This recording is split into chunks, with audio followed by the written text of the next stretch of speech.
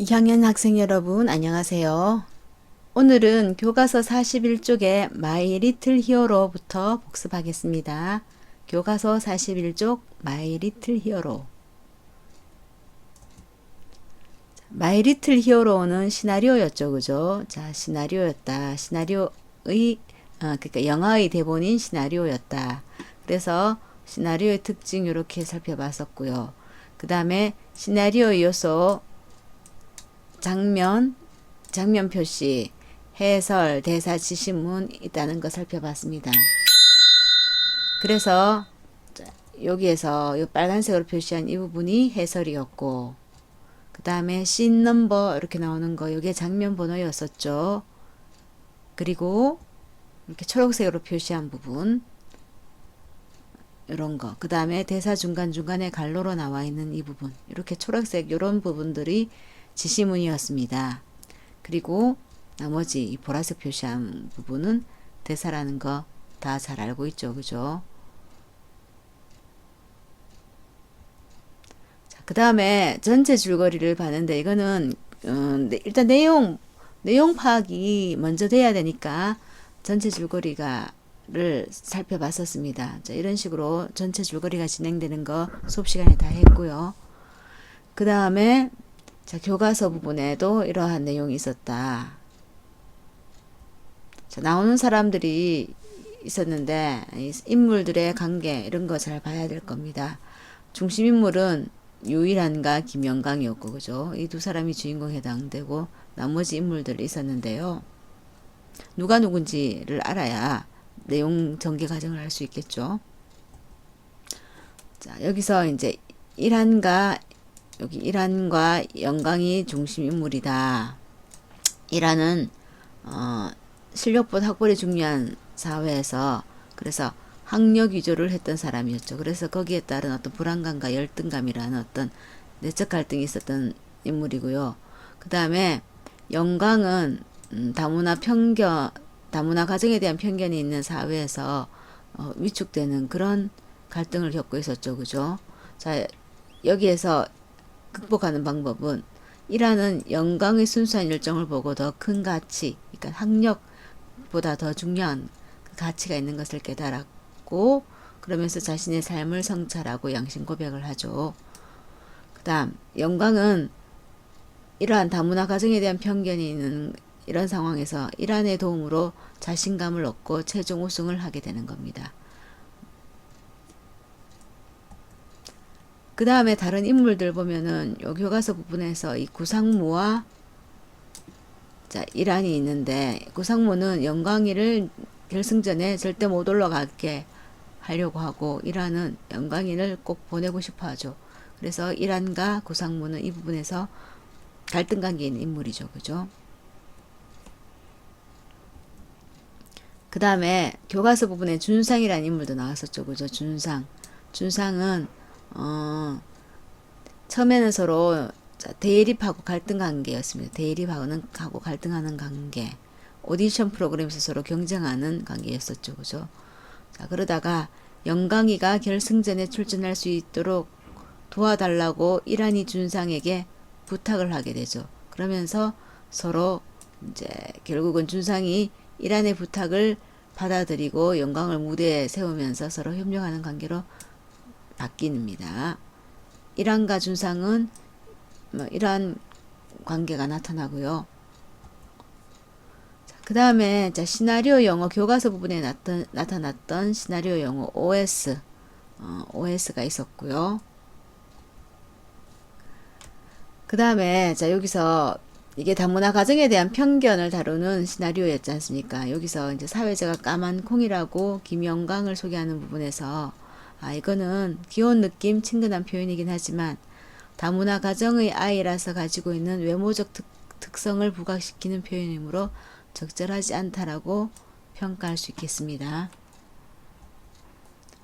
자, 그 다음에 또 시나리오 영어 cut to가 나오는데 하나의 장면에서 다른 장면으로 넘어가는 것을 표시하는 시나리오 영어였습니다.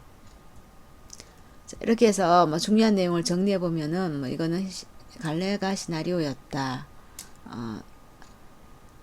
내용이 사실적이고 사회 비판적이었다. 자, 주제는 다문화 가정에 대한 편견, 사회적 편견과 그에 대한 성찰을 다룬 것이었다. 자, 이렇게 해서 마이 리틀 히어로를 간단하게 복습을 마치겠습니다. 다음은 50쪽 무서운 손자라는 시를 복습하겠습니다. 무서운 손자는 한글을 모르고 살아가던 할머니가 화자로 나타난 시였었죠. 자, 1년을 보면은 그 화자인 할머니가 어린 시절 할머니에게 얘기를 듣던 추억을 회상하는 부분부터 시작되었죠. 자, 그런데 2연에서는 지금의 이제 그 화자가 할머니가 되었는데 손자는 책을 읽어달라고 하니까 그게 두렵다. 그리고 3년은 자, 손자를 사랑하는 할머니 마음이 잘 드러났었죠. 손주가 해달라는 대로 다 해주고 싶은 마음이 나타났습니다.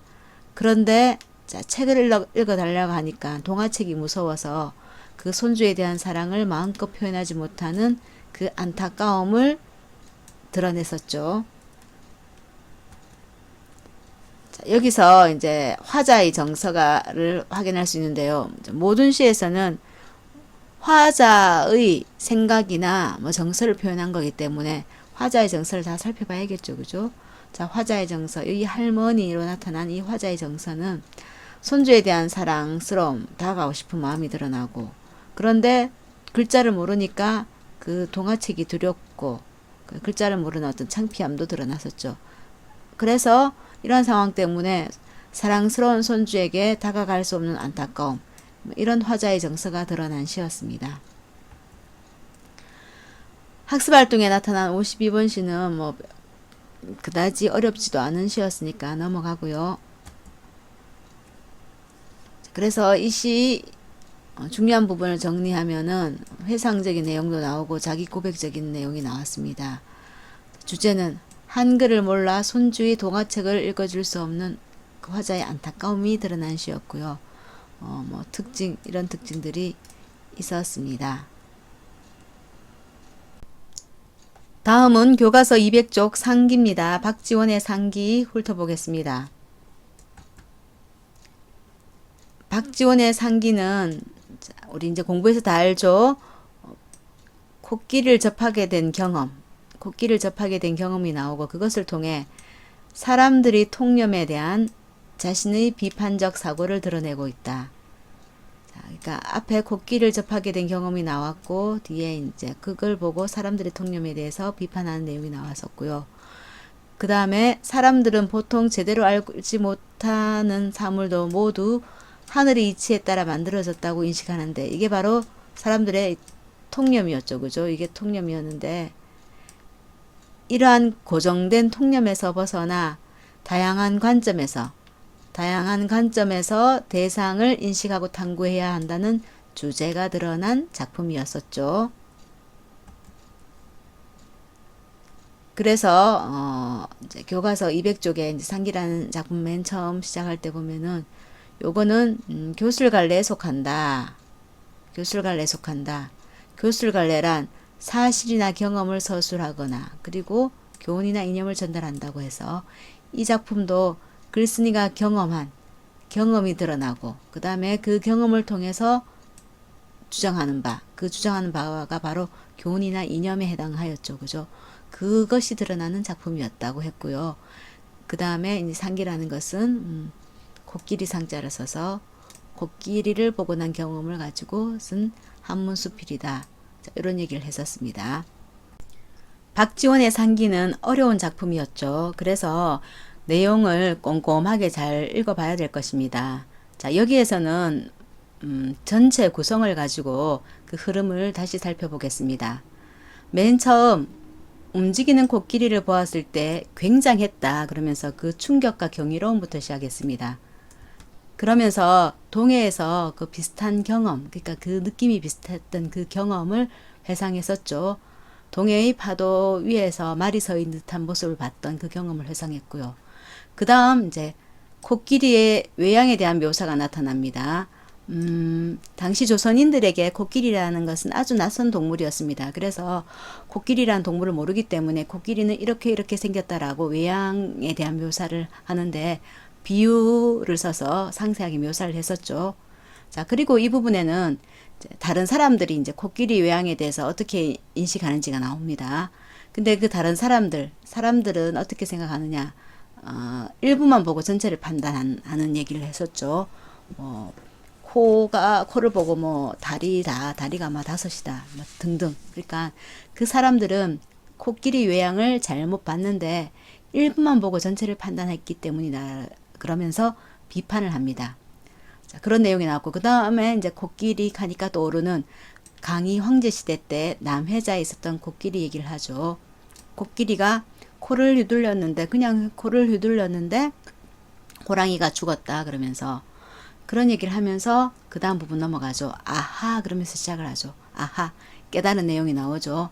뭘 깨달았냐면은 모든 사물에 하늘의 이치가 반영되어 있다는 통념인데 그게 아니다라고 비판을 합니다. 다시 모든 사물에 하늘의 이치가 반영되어 있다는 그 통념을 비판하죠. 그게 이제 글쓴이가 깨달은 겁니다.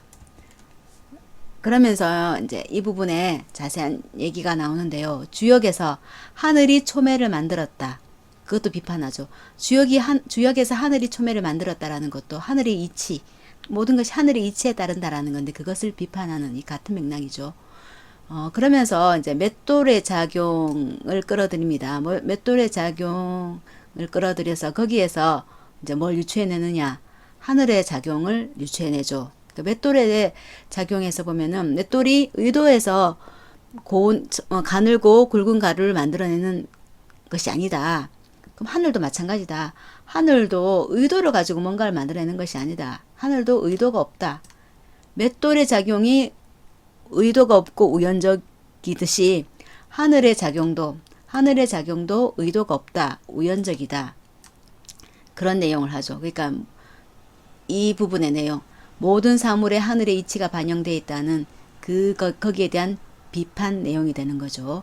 자, 그리고 이 부분에선 또 이 얘기를 하기 위해서 문답법도 나왔었습니다. 그죠? 문답법의 과정을 통해서 하늘의 작용엔 의도가 없다. 우연적이라는 내용. 모든 사물에 하늘의 이치가 반영되어 있다라는 거 비판을 했었습니다. 자, 요 부분이 이제 나왔었고 이제 마지막 부분에서는 고정된 관점에서 대상을 인식하는 것은 위험하다. 그래서 어떻게 해야 되느냐? 다양한 관점에서 만물을 인식해야 한다라고 했었습니다. 이 결부분은 교과서 본문을 가지고 좀 더 다시 보겠습니다. 자, 그 전에 요 부분 이제 요 결부분을 얘기할 때는 주역을 끌어들여서 다양한 관점에서 만물을 인식해야 한다고 했었죠. 그죠? 자, 요 부분, 결부분, 마지막 부분을 교과서 다시 보면은, 요렇게 정리했던 거 기억이 날 겁니다. 코끼리가 호랑이를 만나면 코로 때려 눕히니 그 코야말로 천하무적이라 할 것이다. 그런데 코끼리가 쥐를 만나면 코를 댈 자리도 없어 하늘을 쳐다본 채 서 있을 뿐이라고 한다라고 했습니다. 그러니까 이 두 가지 상황. 코끼리가, 이렇게, 호랑이를 만났을 때 상황. 그런데 이제 코끼리가 쥐를 만났을 때 상황 두 가지 상황을 대입했었죠. 호랑이를 만나면 코로 때려 눕히는데 진짜 호랑이 세구나. 근데 코끼리가 쥐를 만나면 가만히 있는다. 쥐 무서워하는구나. 자, 이런 상황인데 그래 그 상황에 대해서 쥐가 호랑이보다 무섭다고 말한다. 그것은 고정된 시각이라는 거죠. 뭔가 이렇게 강하게 공격을 하면은 호랑이를 공격하는데 코끼리가 쥐는 가만히 있는다. 쥐를 무서워한다. 그러니까 그런 거 뭐 꿈쩍도 안 하면 무서워서 꿈쩍도 안 한다라는 게 고정된 시각이라는 거죠. 그죠? 그런 고정된 시각으로 세상을 바라보는 것은 이치에 맞지 않다 하면서 비판을 합니다. 그러니까 두 가지 상황을 대비하면서 비판을 하고요. 그러면서 코끼리는 눈에 보이는데도 그 이치를 모르는 것이 이와 같다. 하물며 코끼리보다 만 배나 더 복잡한 천하의 사물은 어떨까 하면서 눈에 보이는 것도 이치를 모른다. 더 복잡한 사물은 더하다. 그러면서 마지막 결론 그러면서 이제 주요까지 끌어들여서 자신의 의견을 무슨 얘기를 하냐면은 세상의 만물의 변화를 깊이 파고들어 연구해야 된다. 그러니까 변화, 그러니까 다양한 관점에서 연구해야 된다. 그런 얘기로 결론을 내렸었죠. 그래서 이 상기를 이제 전체 핵심 내용을 정리하면은 일단 주제가 획일적 가치와 시각을 바라보는 것, 그게 바로 고정관념이잖아요. 그것을 비판을 했다. 다른 말로 그럼 고정관념을 비판을 하니까 어떻게 해야 된다? 다양한 관점에서 열린 시각으로 바라보는 것이 필요하다라는 주제를 드러냈었고요. 여기 쓰인 어떤 표현 방법 아주 묘사적이었죠. 그죠? 그 다음 비유가 나타났고 전체 내용은 어떤 교훈을 주는 내용이었습니다. 그 다음에 이런 특징들이 있었습니다. 특징들은 각자 다시 짚어보기 바랍니다. 이상으로 상기에 대해서 복습도 마치겠습니다. 중간고사에 대해서 다시 강조하겠습니다. 지금까지 복습한 것은 전체 내용의 흐름을 잡아주고 그 다음에 핵심 정리 위주였습니다.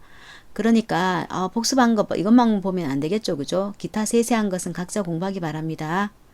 자, 그리고 미리 얘기했듯이 서술형 5문제입니다. 서술형 5문제는 완결된 문장으로 서술해야 됩니다.